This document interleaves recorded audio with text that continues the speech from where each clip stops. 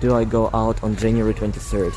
Let me explain what's going on in Russia first. You know the president of my country, Mr. Putin. Now you most likely know the leader of Russian opposition too, Mr. Navalny. 5 months ago, Navalny was poisoned during his flight from Siberia to Moscow. The plane landed at my hometown and he fell into a coma. 2 days later, he was transported to Germany and 2 weeks later he awakened and started the investigation on his own assassination attempt. 1 month ago, he named the person who gave the order to kill Navalny, Vladimir Putin. 5 days ago, Navalny returned to Russia and got arrested right away with no legal reasons for that. 3 days ago, his team released another investigation into Putin's palace and the corruption around it. And we are getting to January 23rd.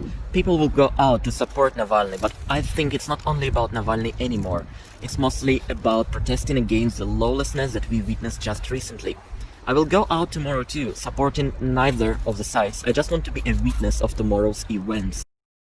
2 hours ago, I went live from the Pushkin Square, the place where the protest, the rally started, and the internet there was terrible. I think they blocked, the government blocked internet on the place.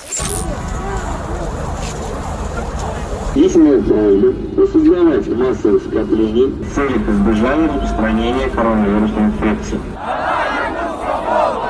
Навальному свободу! Навальному свободу! Все дороги!